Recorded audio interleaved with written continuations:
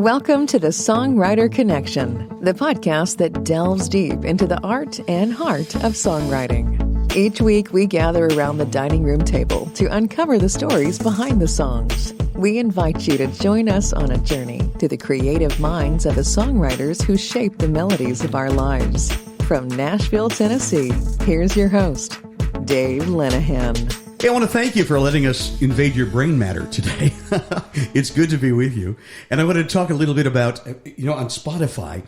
And, I listen and I do subscribe, and it's a double-edged sword. I mean, they pay very little per stream, and you're going to hear songwriters and artists complain about it, but you have to be there. And to tell you the truth, I'm kind of addicted, because what I do is I find a song that I like and I add it to my starred playlist, and then it comes up again and again and again. So anyway, I wanted to mention to you, if you have Spotify, that there is the songs from this show there every week on Wednesday when we publish a new show. I go into Spotify and I take some of the songs from the artists that we just featured and I put it on this playlist. So if you ever want to hear those songs again, they're there. Go to Spotify, the Songwriter Connection. Songwriter Connection, The Songs is what that playlist is called. And thank you. And that brings me to what I wanted to talk about. I wanted to talk about terrestrial radio today. And I know that, I wonder how relevant it is today. I was a child of the 70s, and you didn't go anywhere without your radio. Radios were your tune to find out where the cool bands were, turn it on to new music all the time. Every big city had their own gonzo FM station with broad playlists and laid-back kind of jocks, that all became rock stars. I grew up in WMMS in Cleveland, and I can still tell you every DJ. There was Jeff Kinsbach in the morning, and there was Matt the Cat in middays, and then there was Kid Leo, who went on to work for Columbia Records, and then there was Denny Sanders, my hero and idol in the radio business, and then there was Crash Corvin, Betty Crash Corvin, who passed away just a couple of years ago. And then all night long, the BLF Bash, and you'd always about midnight, one or two in the morning, if you're up that late, you could hear Maggot Brain by Parliament Funkadelic. What a jam that was. So those were the days. And I'll tell you what, they had broad playlists, and I could really get turned on to new music. And there was all kinds of new music that they would turn you on to. And they played local artists. I mean, people like, I grew up in Cleveland, so it was like the Michael Stanley Band. Michael Stanley was great, and Alex Bevan and John Sebastian for folk music. And they used to do this show every Wednesday called the Coffee Break Concert, where they take a local artist and they bring him to the Agora in Cleveland, and they'd sit down and do a whole concert for you, and people would go. And there's a station that's doing that, kind of the same thing, here in Nashville. And this is my favorite terrestrial radio station. It's WMOT. You've heard me talk about it. WMOT is in Murfreesboro. They are they're part of the MTSU campus, and the radio station is awesome. Big, broad playlist, not like the corporate, highly researched, just a few songs. These guys turn you on to all kinds of new music. And I bet you 60% of my starred playlist come from songs that I hit Shazam while I'm, sometimes while I'm driving. I hate to admit, because it's a song I like, and then I'll find it on Spotify and add it, and it keeps coming around and around. So I tell you all this to introduce our guest today. I listen to MOT a lot, and on Fridays they do this little, I don't know what they call it. We'll say, I don't even know what it is. It's Finally Friday. Finally Friday. Well, thank you for that. And I like listening to that. And I like listening to their jocks and everything. Whip Wilder always does the Americana countdown. And so it's the Friday. What's it? Finally Friday? Finally Friday. And I love listening to that on Friday. You never know who you're going to hear. So I am driving, running some errands. And I wanted to tell you, I lost my mother quite recently, February 2nd. So it was the Friday leading in. I got the call that morning. My father said, you better get home. You better come home. He goes, I know you have a show Saturday night, and we want to watch that. My mother and dad would never miss that because it usually streamed. And he goes, I want you to play that show. I go, no, I want to come. I'm going to come right now. He goes, no. Talk hospice. It's going to be fine. You just come Sunday morning. I'm like, whatever you want to do, Dad. And so I'm like, pressure's on to do a great show, play one of my mom's favorites, one of my dad's favorites, So it's Friday, and I got all that on my mind, wishing I could just pack up and go. And I'm listening to Finally Friday on WMOT, and I hear this beautiful voice. And the song ends, and she talks a little bit. And she plays this song, and I want to get the story behind this song after I introduce you to her. She plays this song called If God Would Have Waited. And I am in the car going, oh my God, the whole first verse of that song is just like, it just took me away. I mean, it just was exactly what I was feeling at the time. So I got home and I found the artist online and I texted her. And I knew her from a couple of rounds. In fact, I think she even played one of my rounds that I hosted. And I knew that I always loved her talent and her voice. And I said, just, I heard you on Finally Friday. Amazing show. There's a song you did that just blew me away. And she responded back to me. I'm like, great. And we set up a time to write. We were going to write a song. But a couple weeks ago, I'm at the gym on the ab machine and I'm listening to my Spotify playlist. And this artist comes around in the song, If God Would Have Waited. And I'm sitting on that machine and tears are running down my eyes. People are staring. I'm like, allergies, terrible. It's time to get allergies. They're killing me. Well, her name is Tai Shan and she is here. Tai, thank you for coming on the show. I really appreciate it. What you need to know that I did leave out is that Sunday morning, Patty and I, we drove to Ashland, Ohio. It's between Columbus and Cleveland, where my mom and dad live. And usually it's about an 8.5, 9 hour drive. We made it in 7 hours because as we got into Cincinnati, my sister-in-law texted and says, you better get here. Don't stop. Do not stop. So 90 all the way up, 71 until we got there. And we made it in time to say goodbye. God waited, and so did my mom. And about a half hour after we got there, Tai Shan passed away. So all that was coming back to me as I'm listening to that song on my Spotify playlist that day. Tai, welcome to the show, and tell us about that song. And then we're going to get into your journey and more of your great music. Thank you for that, by the way. I want to thank you for that. One thing I really love about this song is just the stories that I get to hear from people. This song has been one of those ones that after a show, I get to hear people come up and they say, "Can I talk to you?" Yeah. And so I've heard immense stories of loss from people, and the thing is that that's where we're all connected. Yeah. We're all going to be losing the person that we love the most. Yeah. And it's hard because like our culture really focuses on youth and growth. And when it comes to the sunset times, when we have to say goodbye, it's like we're ill prepared for it. We are. Yeah. How do you prepare yourself? You just can't. No, I don't think so. So a little backstory of this song. It took me a long time to write. And it's written from the perspective of my friend Linda. Linda Waterfall was a wonderful musician. And her husband was sick, and they thought that maybe he had the flu. He was having like stomach problems, and they went into the ER, and 4 hours later, she walked out alone. He died of a blood clot. Are you kidding? Yeah, in the ER. That quick? That quick. Wow. And it was there was all these pieces to it. They found out that he also had cancer, and they were like, we need to start him on radiation right away. And then like right when she was like, okay, maybe we'll do radiation, he died. Oh my goodness. And so a week later after his death, her phone died. and she said, I'm going to go to the Verizon store and get a new phone. And I said, Linda, let me go with you because sometimes it's really complicated and you just lost your husband. Let me go. And for some weird reason, they were like, yeah, you got to delete a bunch of photos off your phone before we move you to this next phone. So there we are in the Verizon store going through 23 years of photos. Oh, no. Yeah, with her. And anyway, so a year later when Linda passed, I was like, I have to write a song about this feeling that when you lose somebody that you really, really love, because there's all the things that we want to have accomplished with this person, vacations we could have taken, time sitting around the campfire, Yeah. Yeah. So that's where it came from. That's where it came from. Gosh, can we hear it?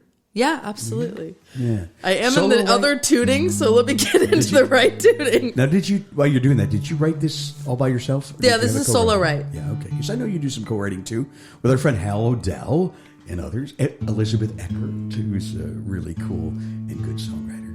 So, I think we got it. you got it? Yeah, picture. Beautiful. It's a beautiful guitar, by the way. What is that? Oh, this is a custom Taylor. It's a Taylor, huh? It's a Taylor. They only made 300 of these. Wow. And so, yeah, last time I got it fixed, the luthier was like, oh, that's gone up in value because they only made a couple of them. Is that your name up on the headstock? No. No. What is that? That's it's our Taylor. That's Taylor. the like a signature. Yeah, exactly, right? Okay, awesome. Oh, and speaking of which, and I know people do it to me all the time. Tai Shan is how you pronounce my last name. Tai Shan. Instead of Shan. I'm sorry about that. Well, you're No talking worries. about that, Tai Shan. Yeah. It's a very unique and interesting name, one you don't forget. If you Google that, first thing that comes up is sacred mountain in Yes, China. yes. Tell me about your name. I'm named after a mountain in China. Are you? Hence the mountain that you got. Yeah, my parents named me after my dad's best friend's hometown. Okay. So there's a town, Tai Shan. Tai Shan. Right next to the town is the mountain Tai Shan. I'll be darned. So it's one of the 7 magical mountains of China. And so, yeah, that's one white girl with an Asian name. But it was connected to my dad's, best friend. So I feel so bad now to mispronounce your name. Yeah, it happens all the time. The first thing I do is mess up your name. It happens all the time. Should have threw a pen at me or something. Don't let that ever happen again. Tai Shan has got our songwriter that we talked about, and it's going to hit you hard. So I'm just telling you right now.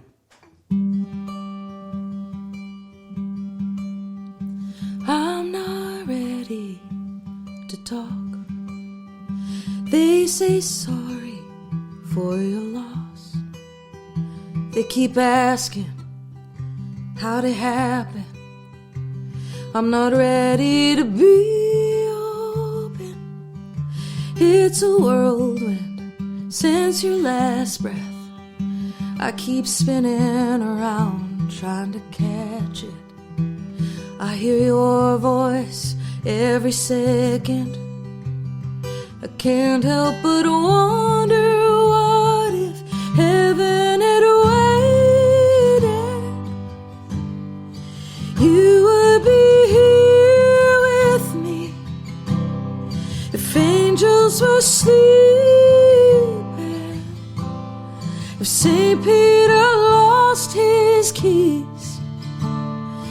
If you can hear me, I know that you'd agree. No moment left wasted if heaven had waited. In a heartbeat, I quit this job, take the road trip that we planned on. We go dancing in that one place, laugh like we did in the old days, use our savings on an RV, spend each sunrise to sunset beside me. No regrets, no excuses, just thankful to know the truth is, if heaven had waited,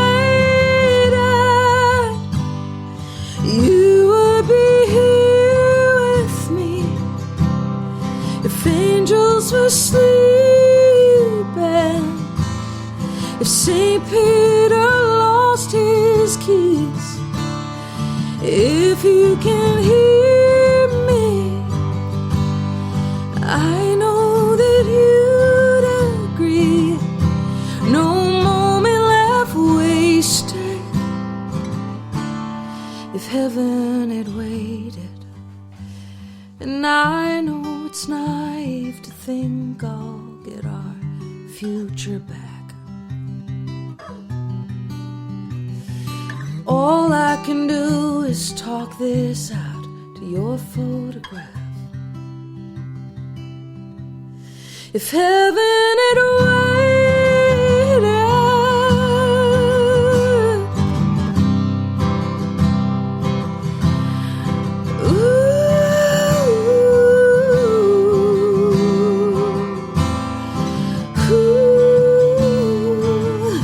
and if you can hear me, I know that you'd agree. No moment left wasted. No moment left wasted. No moment left wasted.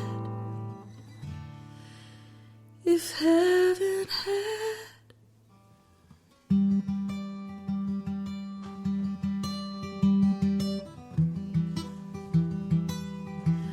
no moment left wasted. If heaven had waited. I went on this kick about the line that sets up the hook for so long. No moment is wasted. If heaven had waited. That's just beautiful. And a beautiful melody. Thank you. Thank you for that song. Yeah, absolutely. Thank you for, shining a little light on it. My pleasure. Let me tell you folks a little bit about Tai Shan, as we find out. She's a Nashville songwriter and a music educator. We're going to pick your brain a little bit today. She's been featured in Billboard Magazine with her music, American Songwriter, the Americana UK. You spell the Americana charts. She's played on NPR. She's toured the United States, Mexico, and Canada. Has performed for the Bill and Melinda Gates Foundation, even for the Pope one time. Yeah. Did I read? Yeah, that's correct. Well, that had to be fantastic. John Paul II. John Paul II. So it was a few years back. Do you want to share that story? Oh, sure. I was there with a group. I was part of some chamber singers, and so we were singing for the Italian president and for the Pope. Wow. And so we got to sing it at the Basilica outside the walls. Wow. Which is super cool because it's got like about a 15-second delay before your voice comes back to you in that building. But honestly, my favorite part was we got to sing in the Vatican as well. Did you really? Yeah. Wow. Yeah. And I think, I was in my early 20s, and it was like the first time that I had just seen what the power of art can do. Oh my God, really? And there's so much great art in the Vatican. It's absolutely. Yeah. Absolutely. And I remember looking up at the walls while we're singing, and we were doing this really like complex parts all mixed together piece, and all the notes were moving so slowly and beautifully into dissonance and the resolution. And I looked up at the walls, and I swear I saw all the people moving, all the paintings came to life. Wow. Interesting. Yeah. Did you visit the Sistine Chapel? Did you go in there? Did you go inside? What did I say? You said the Vatican. You played inside the Sistine Chapel? We played inside the Sistine Chapel. That's we did play incredible. at the Vatican too, but the Sistine Chapel is what I meant to say. Oh my God. Yeah. That's incredible. I remember walking in there and getting the same feeling as when I first saw the Grand Canyon. You just can't describe the beauty unless you're there. And the sound, you're right, is incredible. In fact, they tell you you're not supposed to talk, but people do. And you're not supposed to take pictures, but people do. And then all of a sudden somebody will go, shh, and it'll be silent for like 30 seconds. People start talking again because you're just overwhelmed in there. Yeah. And you're right, there's so much beauty in there throughout the Vatican.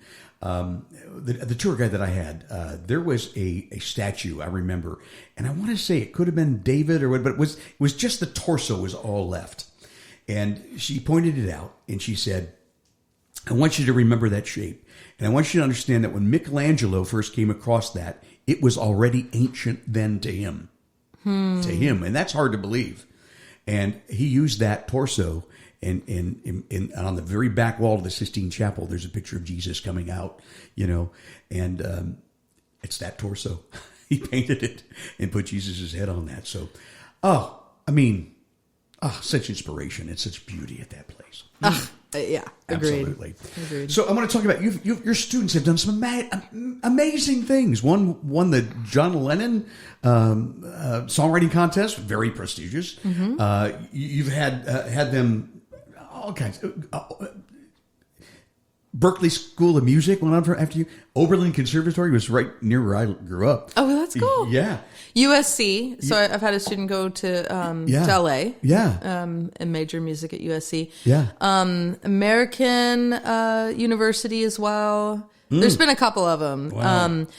Lots of major Chapman University. But yeah, like I've had a lot of students go on and make a career in music. Wow. Yeah. You have an interesting style teaching, very unique success. I mean, it's successful, of course. So what do you do? Tell me about that. Yeah, totally. So I teach voice, guitar, ukulele, and songwriting. And so when I work with my students, basically the first thing I do is hear about what they want to accomplish. We set some goals. Good. And I'm always having them work towards their goals.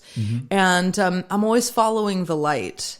So I'm not one of those teachers that are like, you have to learn Beethoven. That's like the next step in the book. Yeah. We do some book work, but it's mostly because they're like, I want to learn to read music. And I'm like, okay, let's do that. Let's do it. Yeah. You know? So, and then like yesterday, one of my students brought in a song that there was no, chords online for, and she couldn't figure it out. And so I go in and help them untangle it, help them figure it out. Oh, that's cool. So we were transcribing a song last night together and figuring out, it was in a weird tuning. So, so I help my students follow the light. And so if they want to learn cover songs, they learn cover songs. If they want to learn how to do a tour, I have a couple of students that are working on booking tours right now. Good. Yeah.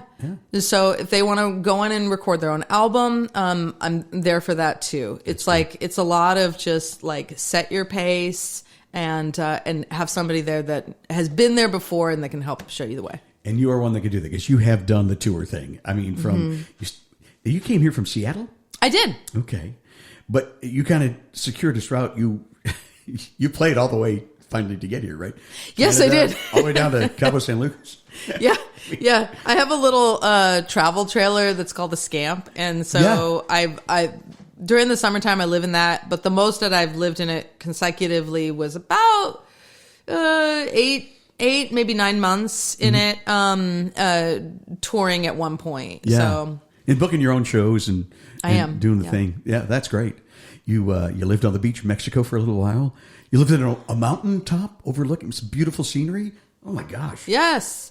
Yeah, you know, that's a major hack right there. The the website recreation.gov allows you to book things like lookout towers. Yeah. Yeah, and so like there's a fair amount of lookout towers and very creepy cabins. Oh gosh. Around the United States. And for the most part, Mondays and Tuesdays are the worst days to book on a tour. Really? Yeah, they're money-losing nights. Okay. It's hard to get a house concert, which I do a lot of house concerts. And it's hard to book a venue. You know, the pay's not good. So, so like Monday and Tuesday, I usually find some crazy place to stay. So I've stayed at lookout towers and seen the northern lights. And oh, wow. run into cougars and moose and buffalo and I hope you didn't all run too sorts of- close into them. Cougars are scary, man. Cougars are really scary. Man. Yeah. So, wow. And you know what's so cool? You're living the dream that one of the dreams I've always had was to see the world with my music. And you've had a chance to do that, go around and see different areas, places that probably without your music you wouldn't have got a chance to see, huh? Yes, absolutely. One time I was traveling in Spain. Yeah. And I was using couchsurfer.com and part of my There's such a thing. pitch. Yeah. Couchsurfer.com. Yeah, exactly. So, like, part of my pitch was I'll come play music for you guys and trade for accommodations. How cool. Yeah, and so I'm in Spain. I'm in Granada, which is this beautiful old town that's built into the hillside. And I'm getting out to the spot where I'm going to be hosted. And I did not know until I walked in that I was being hosted at a special Sufi school. A Sufi school? Yeah, it's where they do the swirling dervish. Really? Yeah, and they had,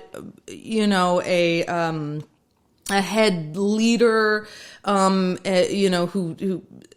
did speeches and things. And so I got to be introduced to this culture that I never would have been introduced to. And in fact, I met a professor that was studying there at the same time, and he was like, "How did you stumble into this?" Really? Yeah. He was like, "This is a special group." And I was like, gosh, I just offered to play a house concert for them for accommodation. And they said yes. And their leader at the time was like, we want our students to be more exposed to all cultures. And so we wanted you to come in and play music. I love that. Yeah. That's great. Yeah. And you got so much in return for that. Yeah. You kind of switched cultures there. Yeah. Twirling dervishes. Wow. Interesting. Look that up on Google. If you're not familiar, look them up. They're wild to watch. Yeah. It's magical. You brought me new vinyl. Well, I love you for that because I am a vinyl junkie. Tell us about Wildflower Moon. How long has that been out? August. So it's brand new. Still brand spanking new. Yeah. Oh, yeah. good. Hasn't made it a year yet. Yeah. So. Labor of Love. Where'd you record? I recorded with Nielsen Hubbard for most of the songs besides 3. And Nielsen Hubbard works with a number of artists. Mary Gauthier. I love Mary Gauthier. Amy Speece. And I love Jamie Harris, her partner. Yeah, that's right. She's one of my favorite folk artists. So she's great. I love her. Yeah.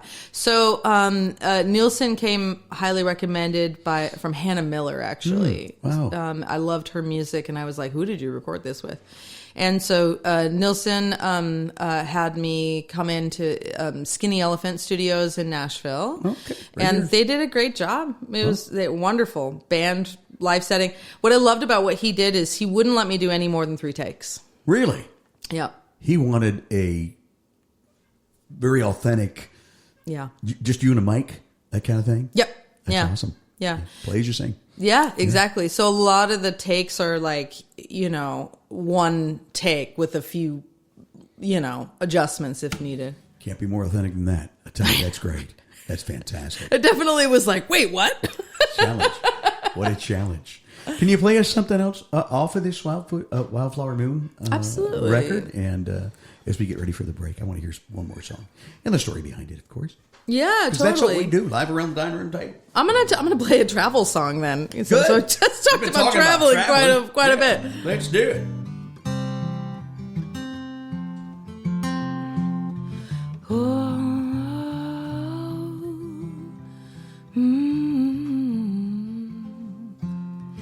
They told me nothing like a home of your own, putting down those roots so deep, same day again and again.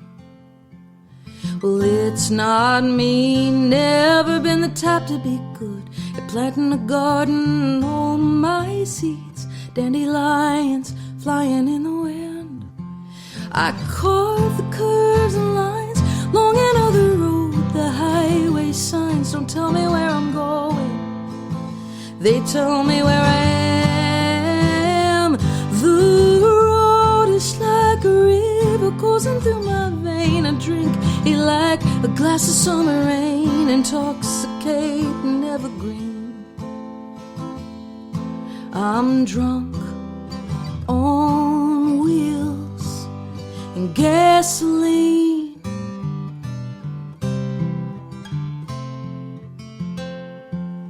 There's something sweet by waking up in the forest with the morning dove singing to me through the dawn. I don't need to spend another year of my life or 2 weeks in Florida when I can't sleep every night where I belong. I carve the curves and lines long and on the road. The highway signs don't tell me where I'm going, they tell me where I am. The road is like a river coursing through my vein. Drink it like a glass glass of summer rain, intoxicating evergreen. I'm drunk on wheels and gasoline. Oh, whoa.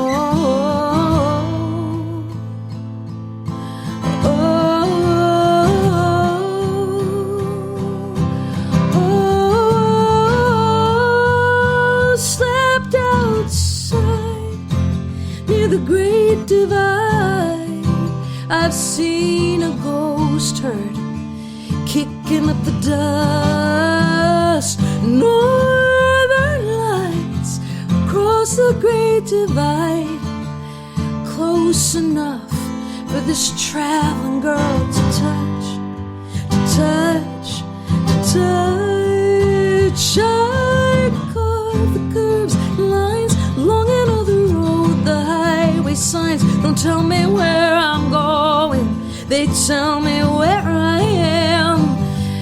The road is like a river coursing through my vein. Drink it like a glass of summer rain, intoxicating evergreen.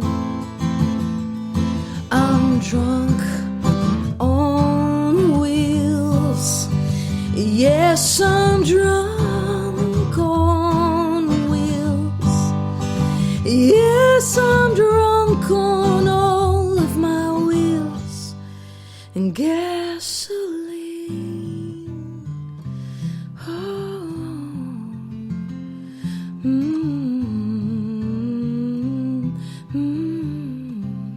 My goodness. Tai Shan is our guest on the Songwriter Connection. Just a beautiful song. Some great imagery in there, and it's not the kind of drunk that can get you a DUI either.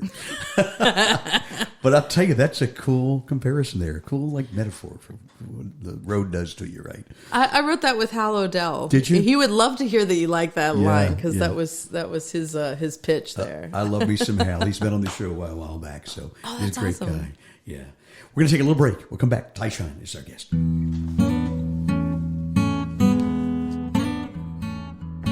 You're listening to the Songwriter Connection with Dave Linehan. Find us on Facebook and YouTube at the Songwriter Connection Podcast. And find Dave at thedaveconnection.com. Now back to the show with your host, Dave Linehan.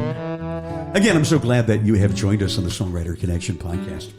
I'm Dave, and please, if you would do me a really big favor, I would appreciate this.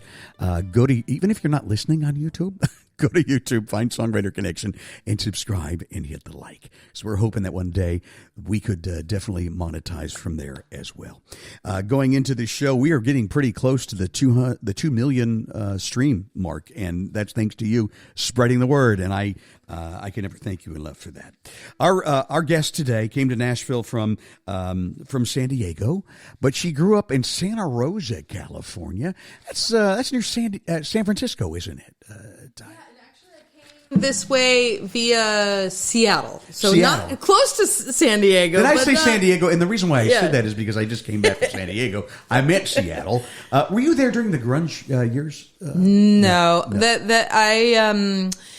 So I grew up in California, and then I moved to Seattle in 2005, I think. Okay, yeah. so it was past that. Okay. Yeah, exactly. What brought you there? I went to Cornish College of the Arts. It's a small liberal arts school. Uh-huh. Very good. Yeah, so I wanted to... I couldn't afford a small liberal arts school.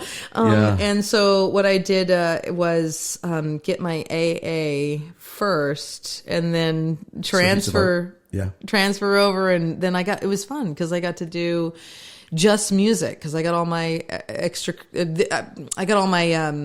other requirements out of the way. Yeah. So for 2 years, I just got to study music. So I got to do all the jazz side of things. I got to do all the classical. So when I graduated, I have a independent composition major, which means like I took all the composition classes. Okay. Yeah. Okay.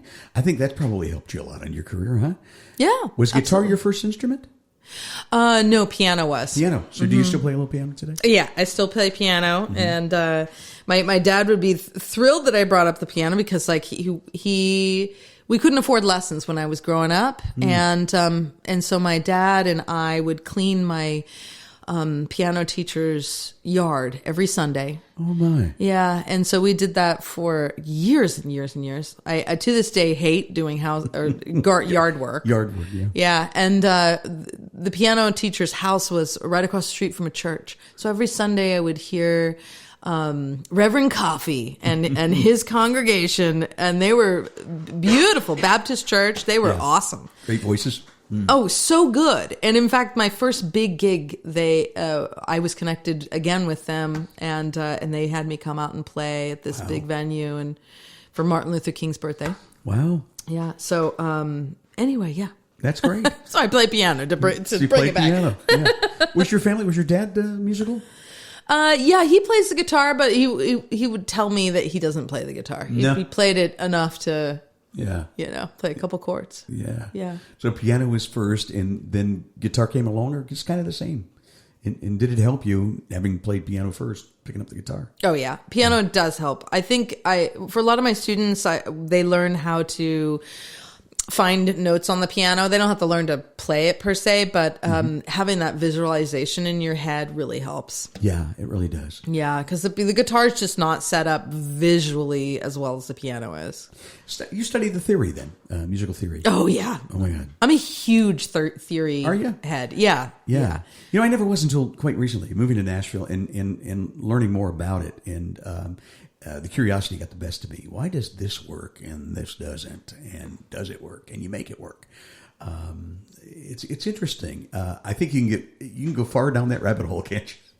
Yeah, totally. Well, and I run a weekly songwriting group. Yeah. And the first session I do the way it works is we do 5 weeks in a row, and my students have to turn in a song every week. Nice. And so one of them is like a lyrical challenge. Another week will be a melodic challenge. Another week will be a chordal challenge.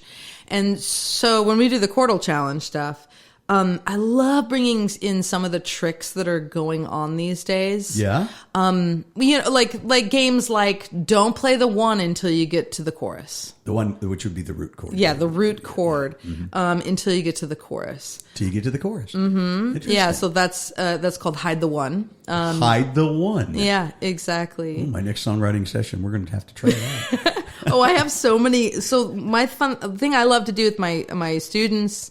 And in my groups it's all about games. So you're writing songs quick, and you have a game that you need to do every week. I'll turn us on to some other games. Hide the one I like. We're going to try that. What else do you do? Okay, so another one that I love is called Clap It Out. Clap It Out. If you listen to some of your favorite songs, and I'm mostly talking like this usually works for up-tempo better. Clap out what the singer is singing, and you'll notice the patterns within the rhythm. If the rhythm is not interesting, then the lyrics have to work twice as hard.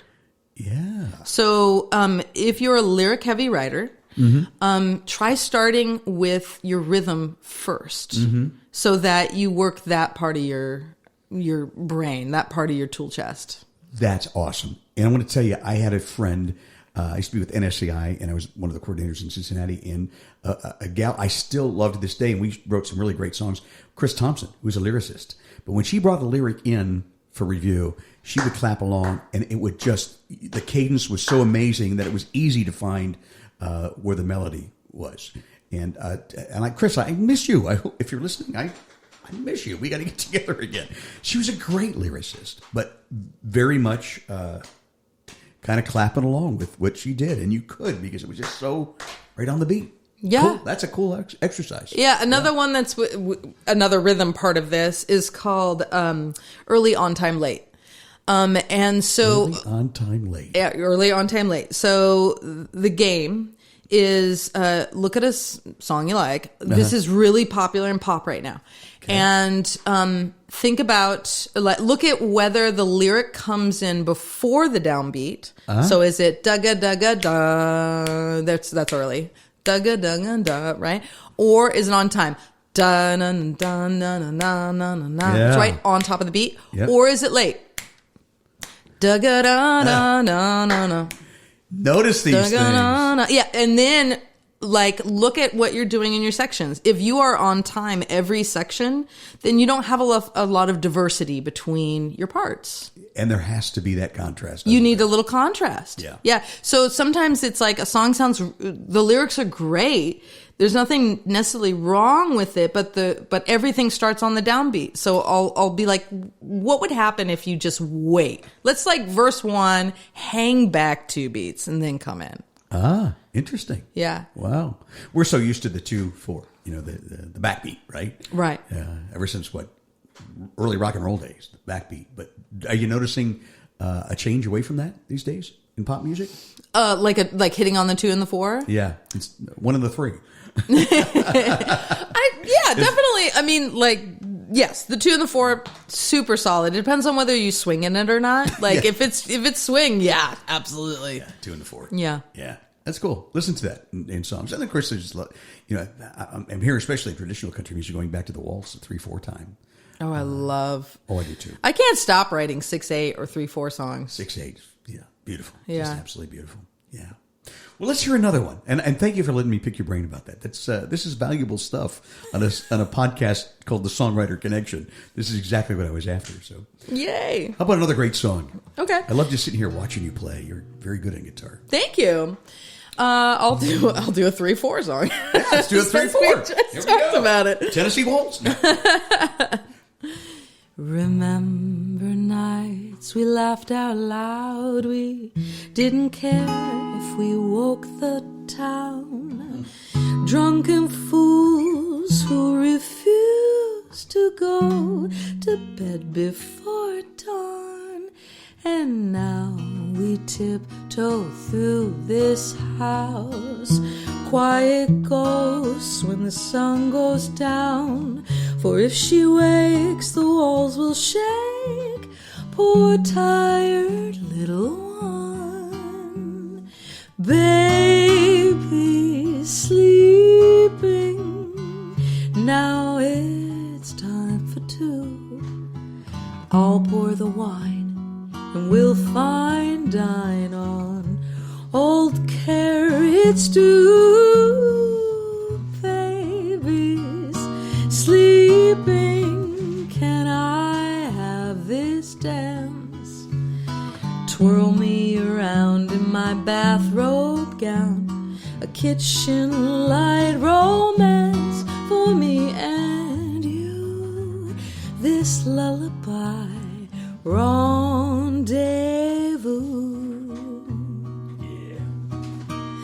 It's been so long since we could find a moment here of peace and quiet. Wanna hold you, pull me close to find the love we knew. Our little one is fast asleep, dreaming of life's mysteries. What she don't know is we love the moment when the day is through. Baby's sleeping. Now it's time for 2. I'll pour the wine and we'll fine dine on old carrot stew. Baby's sleeping. Can I have this dance? Twirl me around in my bathrobe gown. A kitchen light romance for me and you. This lullaby rendezvous. It's just me and you. This lullaby rendezvous.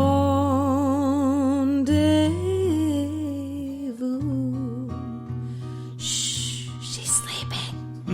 Be quiet. Don't wake the baby. Don't wake her. That's beautiful. I was listening to your music this morning, and that one came up, and it really hit me. That's a good song. Oh, thank you. Incredible. Solo writer? Did you? That's write a that? solo write. Yeah. I do a few of them. You do write some songs by yourself. I do write them by myself. Sometimes you got to do that. Here in Nashville, we run into this. Everybody seems to want to co-write today. And that's the trend, but don't always have to be. Sometimes there are special songs that only you can write. Yeah. And that's really cool. And I love that style. There's the jazz part of you coming out, huh? Oh yeah, totally. And as a side note, every time I'm going to co-write, I'm like, "Ooh, you guys want to do jazz chords?" And they're like, "No." Well, I'm there. So I guess all my solo writes are like the jazzy ones. That's okay with me. I like that. Absolutely like that. Personally, let's talk about, you're married. You have a little one of your own. I do. So there must have been a little influence there in that song. You have a daughter, right?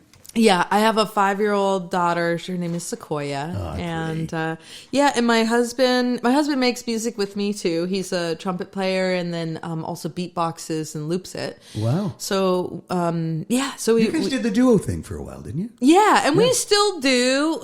It's just like babysitter issues, but. Anyway, so that song is about putting our daughter to sleep. Aww. Yeah, she was still is a hard sleeper. Is she? I should say hard to put to sleep. Oh, hard to fall. Sleeper. Yeah, like we. So does mommy sing her songs and stuff to put her to sleep? Or? Yeah, she has a couple songs that I've written her that help her go to sleep. That she knows are her songs.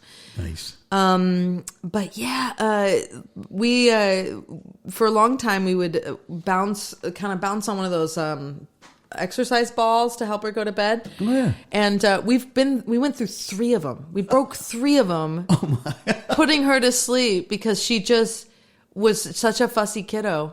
Oh. Yeah. Too bad. So to this day, she wakes up in the middle of the night and then comes and finds us and crawls into bed. And, if I'm tying one on and in the studio and working hard, she goes and finds me and she'll be like, "Mom, it's bedtime." So it's funny because I put her to sleep and then sometimes she puts me right to sleep after that. Oh, that's funny.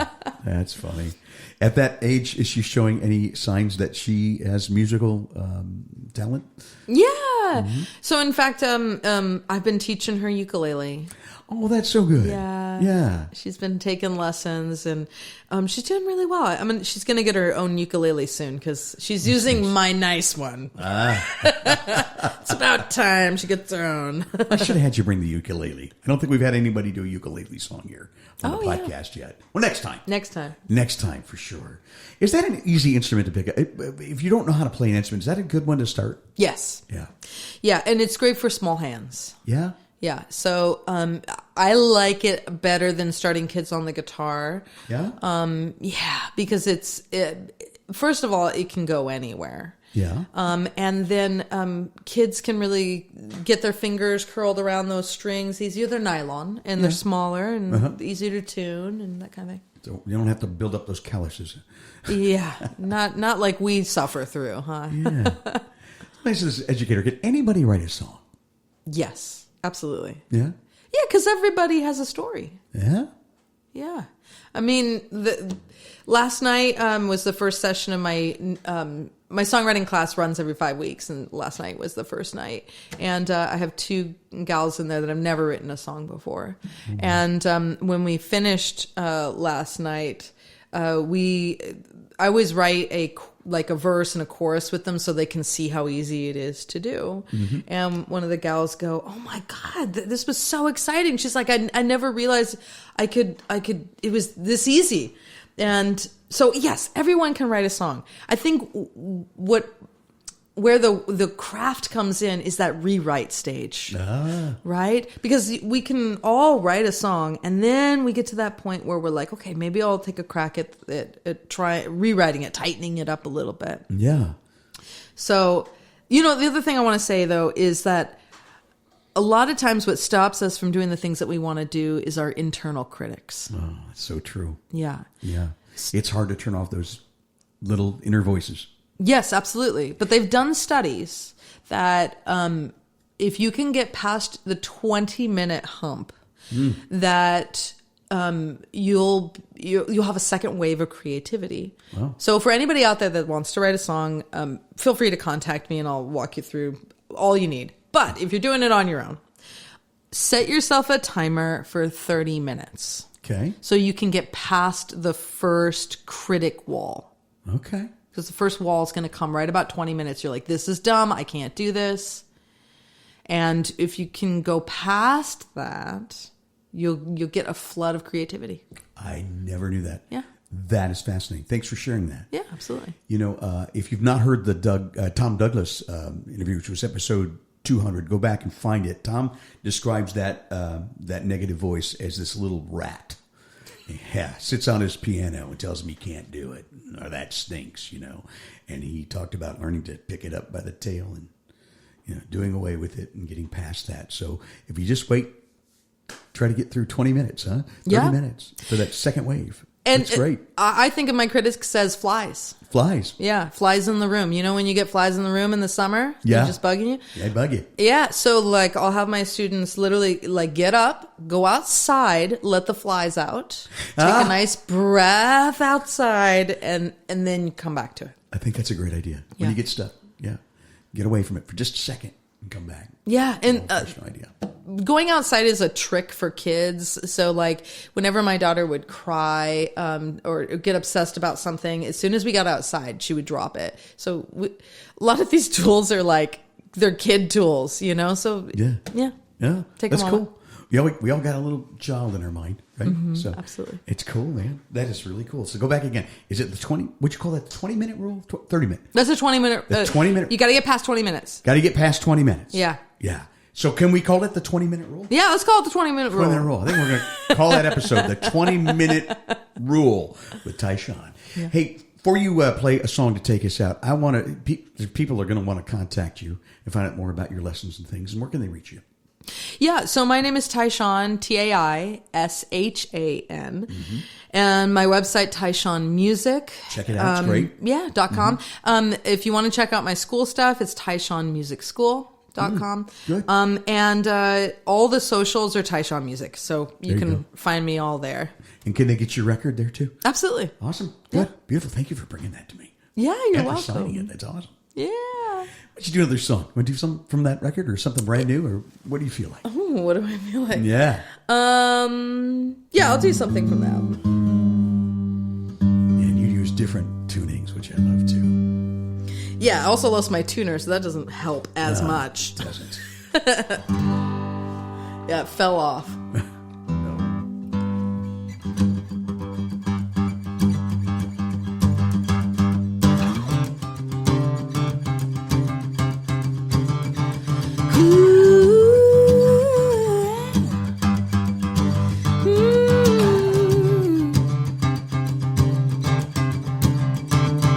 I'm a stargazer, following southwestern lights.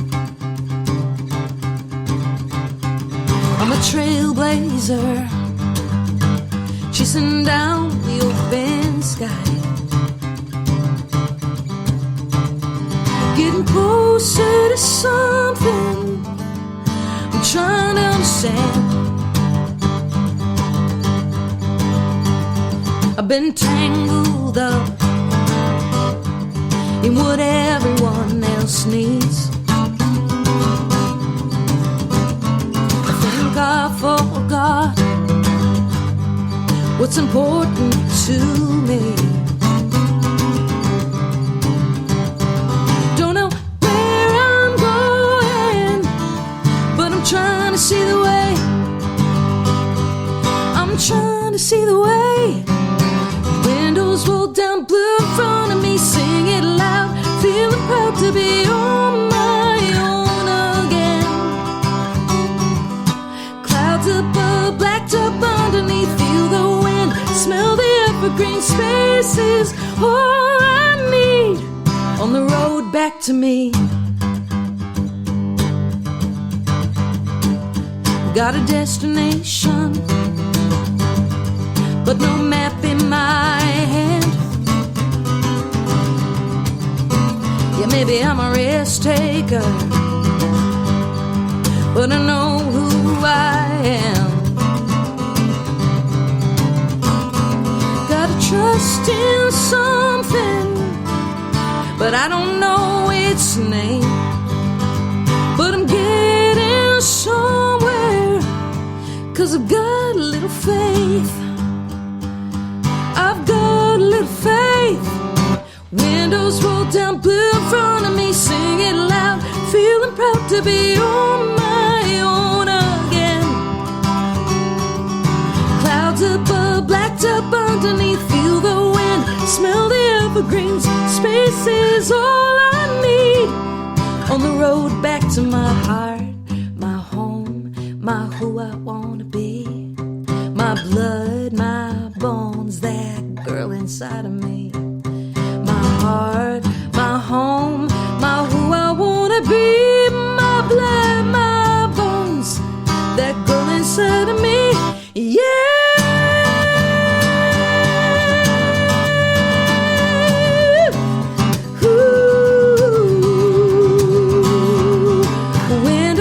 Down, blue in front of me, sing it loud, feeling proud to be on my own again. Clouds above, blacked up underneath, feel the wind, smell the evergreen, space is all I need. On the road back to me, on the road back to me, on the road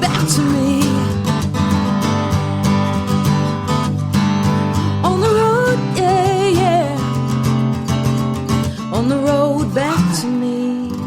Beautiful. Tai Shan, our guest. And I said it right that time, right? Oh, yeah, absolutely. T-A-I, first name. S-H-A-N. Look for it. I can only listen to about 200 more songs from you. I wish we had more time. Love your voice, love what you do, and I wish you continued success. Thank you for taking time to be on our show. Yeah, thank you for having me, Dave. This has been so much fun. Yeah, thank you. And for you listening at home, back up and listen to some of these songs again. Try the 20-minute rule at home and just do what I always say, right on. W-R-I-T. Right on!